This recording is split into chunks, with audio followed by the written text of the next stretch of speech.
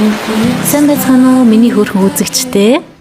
Би өнөөдөр гадаа суужгаад хийсэн бичлэгүүдээ эвлүүлээд хөрхөн бичлэг хийхэр шийдлээ.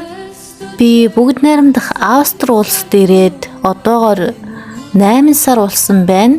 Надад маш их таалагдчихж байгаа. Яагаад гэвэл маш сайхан байгальтай газар байгаа. Австри улс нь 8.5 сая гаруй хүн амтай. Тэгээд 9 мужтай байгаа. Тэрний нэг муж болох Залцбург мужид би амьдарч байгаа. Нийт хүн ам нь 150 мянга гаруй хүн амтай. За тэгээд цаашдаа хэлэх юм бол та бидний мэддгээр агуу хөгжмөд зохиолч Wolfgang Amadeus Mozart-ийн төрсөн нутаг байгаа.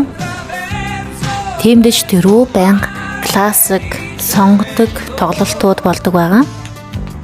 Өнөөдөр миний хувьд маш том ажил амжилсан өдөр. Тэгээд маш бүтэнчтэй байсан. Тэгээд сэтгэл санаа айгүй сайхан болохоор гадаа жол сууж тэгээд Солонгос хоолны ресторанд орж өөрийгөө урамшуулж суусан байгаа. За ингээд миний богино хэмжээний бичлэг үзсэнд баярлалаа. Би угаасаа ч богино хэмжээний бичлэг хийдэгтэй. Гэхдээ баярлалаа. За тэгээд бичлэг таалагдсан бол like and comment. Хэрвээ дараагийн бичлэг үзэхийг хүсвэл subscribe дараарай. Баяртай.